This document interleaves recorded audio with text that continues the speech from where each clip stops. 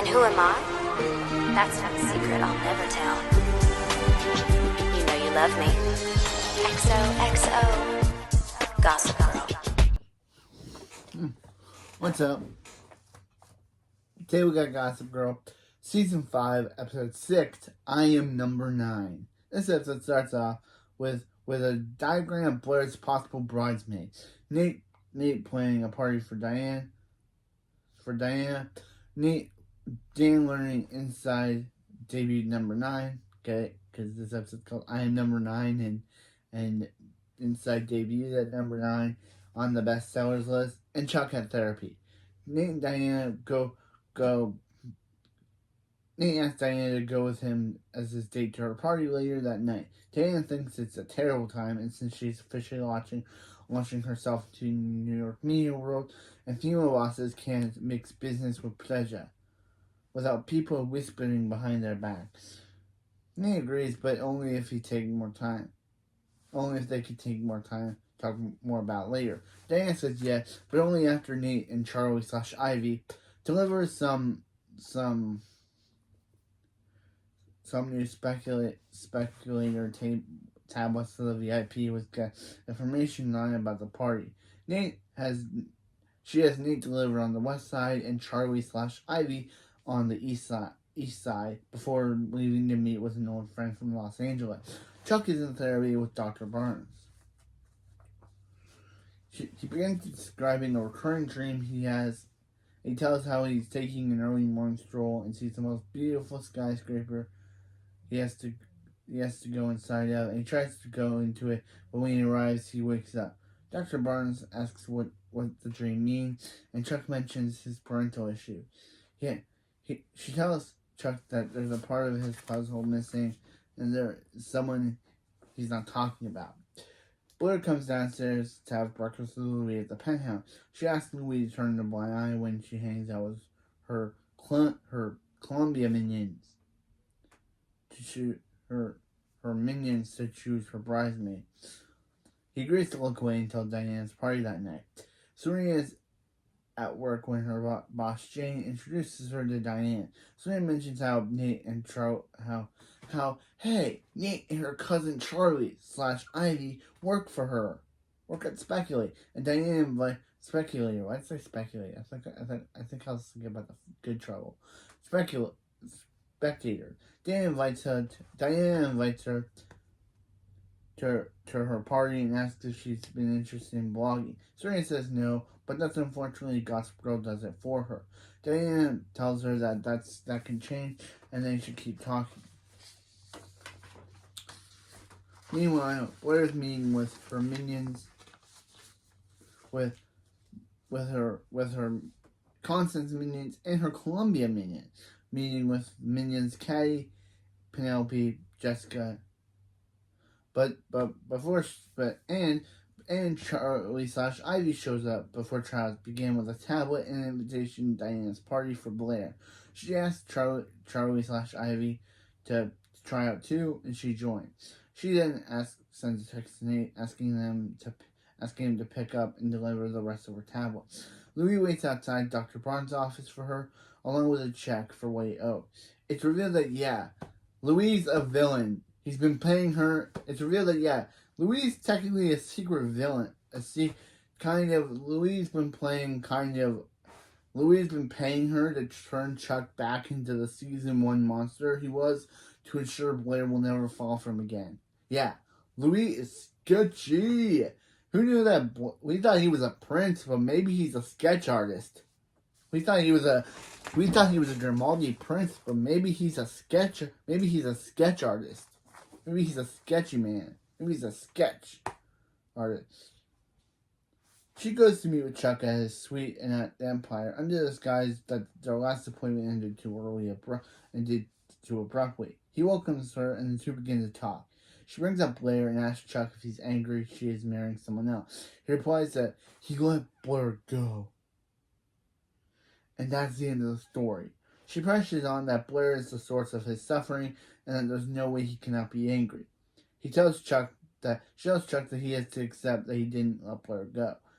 he lost her to someone else. In response, Chuck realizes that as a final gesture, he needs to get rid of his Henry Winston engagement ring he bought for her, and gives the ring to Dr. Barnes and asks her to get rid of it.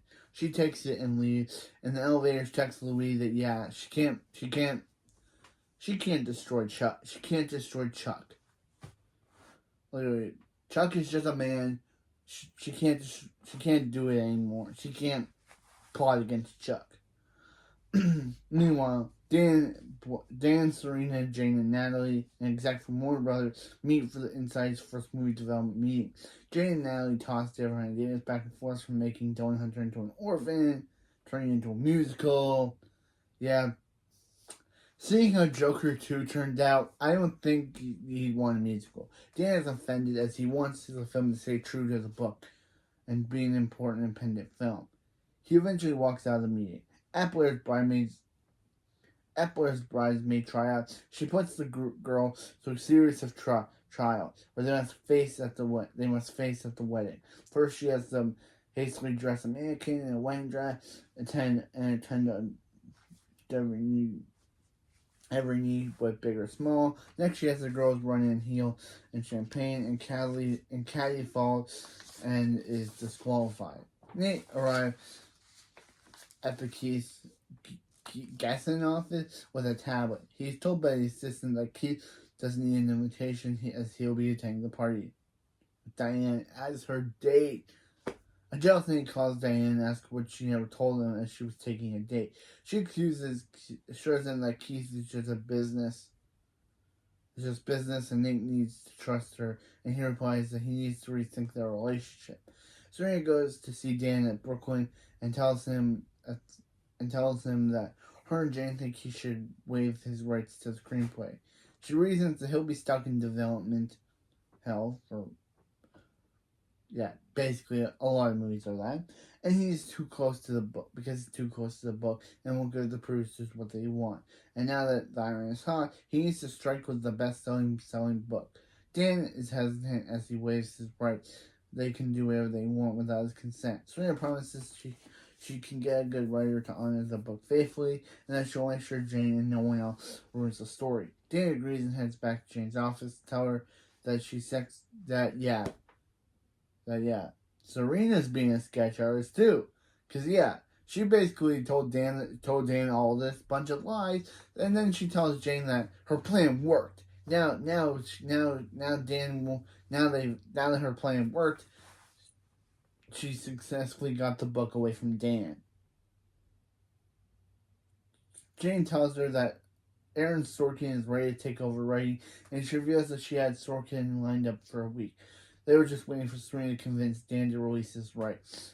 And since Serena did that, without Dan knowing, Serena tells Jane that she wishes they had just told Dan up front and spread the disastrous meeting earlier that day.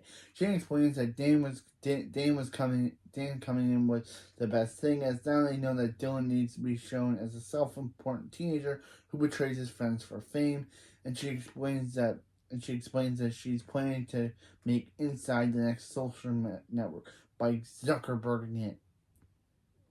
At the Waldorf, the remaining contestants are Charlie / Ivy, Penelope, and Jessica. For their final test, whoever can get Nate to kiss them first at the spectator party gets to be the official bridesmaid. Charlie / Ivy receives a call from Dan, who angrily asks why Nate is delivering her tablets for her, and finds out about Keith. She tells Diane that she is competing to be Blair's bridesmaid, and if she wins, she can cover the royal wedding from the inside. Diane tells her that for her sake, she better win. Serena calls Dan and asks him to come with her to this party later that night, as Jane requests him. He agrees to come, and Charlie / Ivy goes to the Empire to see Nate and convince him to take her to the party later that night as a date to make a girl jealous. Louise surprises Dr. Barnes at the dog park. She tells him once again that she can't destroy a man who's doing everything he can to heal himself. Louise asks her, "What about the deal?" She returns the check, and I've noticed it too. Chuck is also at the park, and overhears their entire conversation. He calls Dr. Barnes and tells her that he thinks he's in trouble and asks her to meet him later that night. Ooh, Chuck is going to expose them. At the party, Blair and Louis arrive. He's surprised that her game is still going on, but she assures him they'll be okay. Penelope and Jess look around for Nate, but before seeing him with Charlie/Ivy, and they announce game on. Chuck introduces himself to Diana and greets with Louis when he sees him, to which Blair blows him off and walks away with Louis. Jane arrives at the party and greets Jane, who's surprised to see him there, but plays cool. Serena shows up, and Jane asks her if she already told Jane about Sorkin, and he replies she has not. Jane is excited and leaves to call his agent. Jane tells Serena that she knows what she was trying to do, and won't be able to guilt trip her again into changing the main character that she proposed. Serena says she wants her to get to know the real Dan, and Jane replies that Zuckerberg is the better story and better movie. She then takes Serena off she basically says, Serena, I'm basically removing you from the project because you're too close to it. Jessica is trying to flirt with Nate, but Charlie/Ivy quickly ends it by pulling the bow on Jessica's dress, causing it to slip all the way down. And she runs off to fix the wardrobe malfunction, disqualifying her. Blair witnesses the scene, is impressed that Charlie/Ivy is basically picking dirty tactics. Meanwhile, Serena is at the bar alone when she's approached by Diana. Serena explains to Diana about the book option and Dan. And Diana tells Serena that she can make her problems go away. She and Serena have a mysterious Diana and Jane have a mysterious history that Jane does not always like to be reminded of. And Diana goes off to talk to her and solve Serena's problem. Penelope tells Charlie/Ivy that anyone can see Nate as a huge crush on her, and Charlie/Ivy sets up Penelope by telling her Nate said that she was the hottest girl at Constant, and he wishes they slept together. Penelope goes up to Nate and tries to kiss him, but ends up in the arms of a busboy.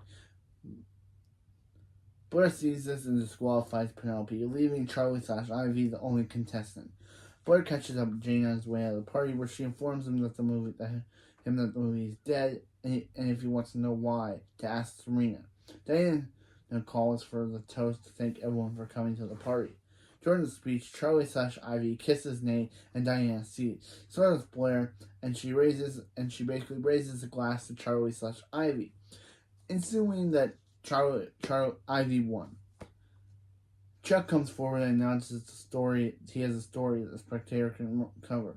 He announces that his therapist Dr.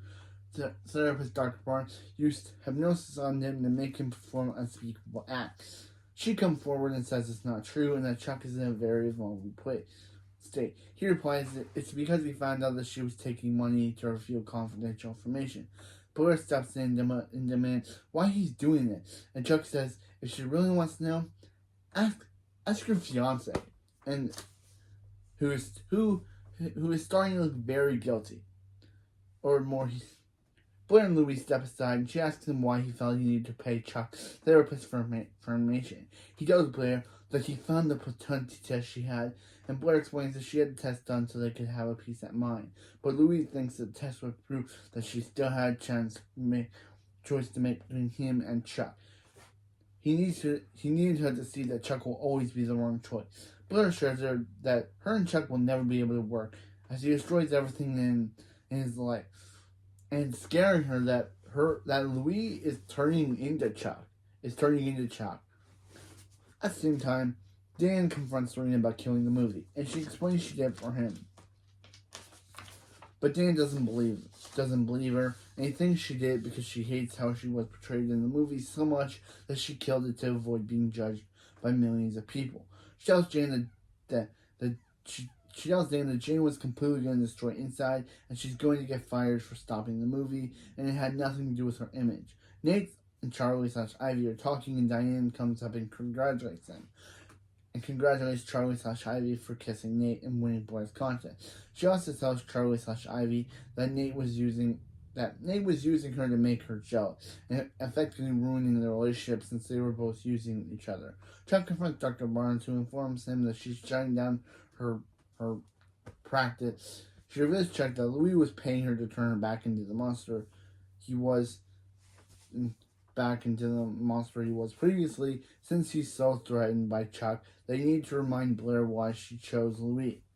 Louis is so threatened by Chuck, Louis needs to remind Blair. Louis needs to remind Blair why she chose Louis.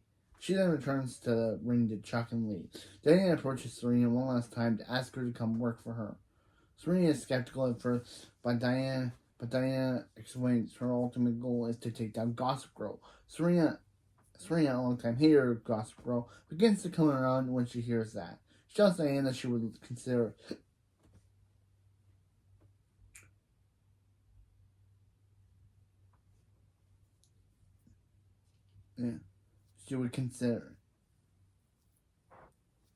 as long as she can do it her way. Diana agrees, and the two make plans to talk more.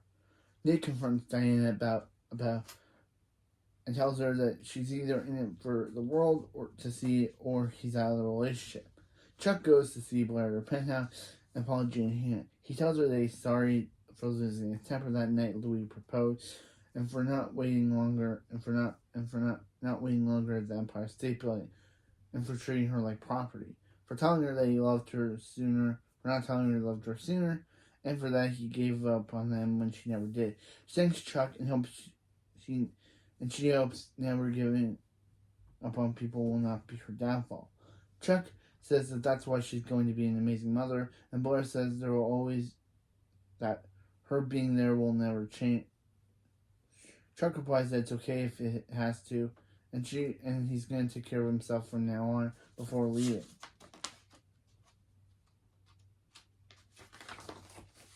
Dan goes home at the loft to find Rufus there. He tells Dan that he got an advance copy of the next week's bestseller list, and inside dropped off the map. Rufus says, realize it dropped off the list, and means I dropped off the map. Rufus realized that a movie deal announcement will have the book flying off the shelves again, but Dan Sally replies that the movie is dead, and for now, so is his career. After the party at the Spectator, Diana calls Charlie Ivy to her office and tells her that she's becoming in more trouble than she's worth. She shows Charlie Ivy a newly published story announcing Diana and Nate are a couple. She once again threatens Charlie Ivy with exposing her secret that she's an imposter if she causes more problems. At the end of the episode, Serena is beginning her new blog for the Spectator, S by S.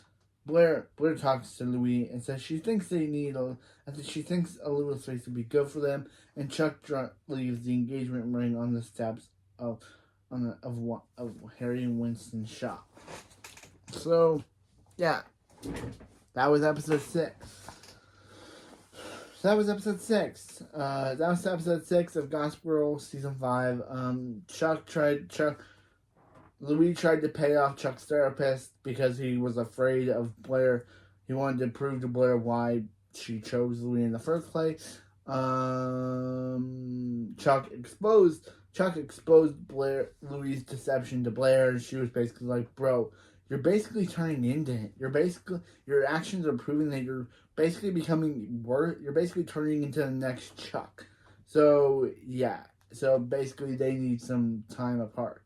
And so Serena has decided to work for the Spectator, writing a blog called S by S, which is I guess it means Spectator by Serena. What does that mean? What does S by S mean? And basically, Serena was lying to Dan the entire episode about the book, about her. She tried to explain to him why she was doing it, but he didn't believe her, saying that she only wanted to kill the book because she didn't like how he portrayed her. And now with the movie dead, and the book basically now off the map, what is Dan's next thing gonna do? Hey, Vanessa shouldn't have released that book after all. Maybe Dan was right to keep it in scripts because basically Vanessa mess Dan up. But anyway, so yeah. And Charlie slash Ivy, basically basically Diana's like, yeah, Charlie slash Ivy, if you cause any more trouble, I will have no choice but to reveal your identity as as an imposter con artist to the world. So yeah, so now we're basically seeing Charlie slash Ivy basically having to be we're